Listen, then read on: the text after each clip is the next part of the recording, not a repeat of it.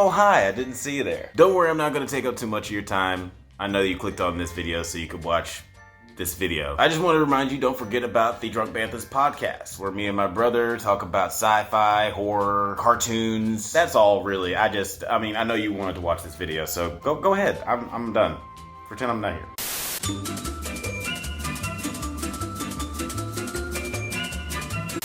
Hello, you beautiful nerds. Something happened to me that hasn't happened to me in a long time. I walked into this movie completely fresh. I don't watch trailers, but even so, you still see a screenshot or a 10-second YouTube promo or hear a friend talk about a movie before you see it. But for this one, I didn't see a poster or a trailer or hear anything about it. I was actually about to go see Haunted Mansion, and I saw that there was this new horror movie that came out the same day. I was like, the Rotten Tomatoes score looks pretty good. It's a horror movie, like those. And the promo pic is of this creepy looking black lady. So yeah, that's all enough for me. I'll try it out. Try it out, man. I didn't even read the synopsis. I was just along for the ride. And if you can, try to walk into this movie as blind as possible. I recommend going into this movie not knowing anything about it. So if you haven't seen it yet, you can go ahead and stop the video now and come back after you've seen it. But if you ain't afraid of no spoilers, sit back, clutch a severed hand, and let's have a quick chat about Talk to the hand, because the face don't want to hear it anymore. But first, a prelude. In the year of our Lord 2018, Daley Pearson, producer of popular animated kids show Bluey, sent a short script to twin brothers Danny and Michael Philippou. Philippou? I'm pretty sure I pronounced that wrong. This is actually their first feature film, as they kind of made a name for themselves making hyper-realistic comedic short films on their YouTube channel, Raka Raka. They spent 5 years developing the script until it turned into the film we're talking about today. I never would have expected the guy who produces this, behold, the only known fossil of the first dog to walk upright, and the guys who made this. You don't look like you're too happy to be here. I'm not an enemy. To make something like this. So what even happens in this movie? This film follows Mia, a teenager who is grieving the death of her mom who passed 2 years prior. Also, her mom's death has made things super weird between her and her dad. Because of this, she spends a lot of time with her best friend Jade's family. Mia's basically Kimmy from Full House or Urkel from Family Matters. Except their parents are alive, they just don't love them. Anyway, she's all sad, so she wants Jade to try this new thing all the cool kids are doing with her. It's been going around the school that some kids have gotten their hands on a supernatural artifact, the severed hand of a psychic. I heard it was the hand of a Satanist. The other hand's just out there. Well, whatever. He was a creep and he ain't got hands no more. But when a person grabs the hand and says the words, "Talk to me," a spirit appears in front of them. But only them. The person who's holding the hand is the only one who can see the spirit. And after that, if the person says, "I'd let you in," that person gets straight possessed by the spirit. This was an interesting twist on the possession horror trope. In most movies with a similar plot, 2/3 of the movie is spent trying to unpossess one of the main characters.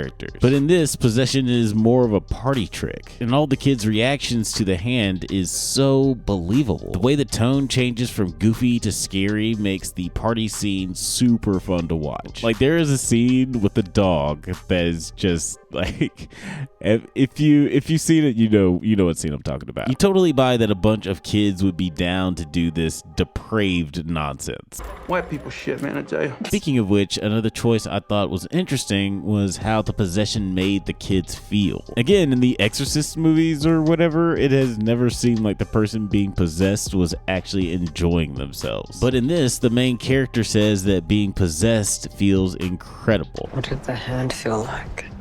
It felt amazing. The way she describes it sounds like she's describing the effect of a drug. And look, how can I put this? No one likes to feel bad. By that, I mean we all have ways of dealing with trauma. And this movie is all about drowning your sorrows by self-medicating. This all starts because Sophie's character wants to forget about the anniversary of her mother's death. And as things start to ramp up, her behavior does sort of mirror that of an addict. I don't want to get too much into the plot because I don't want to ruin it, and Yeah, you really should watch this movie. This film is full of commentary on grief, addiction, obsession with technology, and fitting in. And I love how all this was portrayed, because whether it was because of peer pressure or because it genuinely feels good, people tend to do dumb shit that is harmful to them all the time.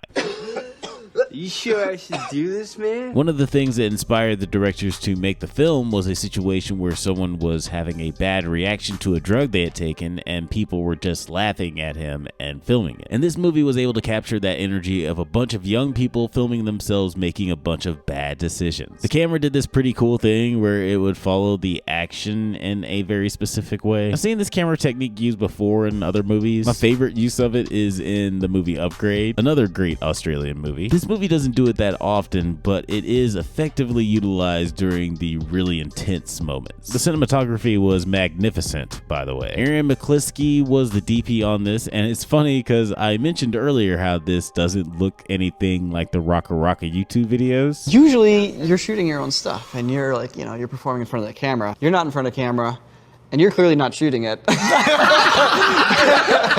How did you still make it yours? Very in-depth conversations with all parts of it to really convey our vision. And then finding someone that we knew we could trust, that we knew was better than us, that was going to teach us things. Sure, the material that they're tackling here is a lot more serious, but this could have very easily been a silly, super violent, shallow teen horror comedy. And who knows, that might have also been good. But this movie actually has depth, meaning, and a maturity that I would have expected from a more seasoned filmmaker, to be honest. The whole cast is great. Like, there seriously isn't a weak link in the entire film. But yeah, we have to talk about the lead actress, Sophie Wilde, as Mia. She was like, yo, where did this talented ass person right here come from? Oh, you know, I'm reading here that it says Australia.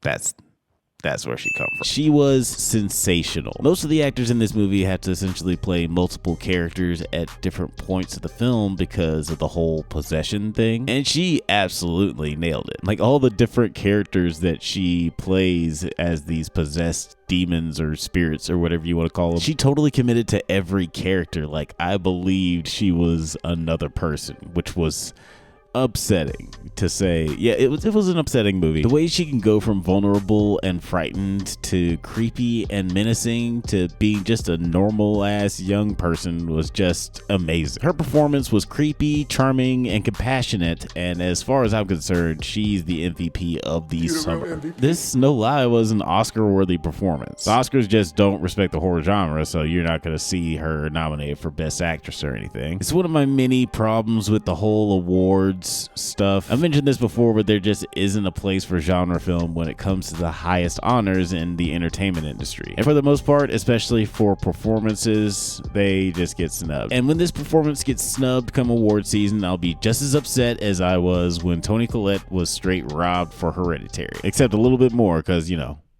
black actors. I'm black, y'all.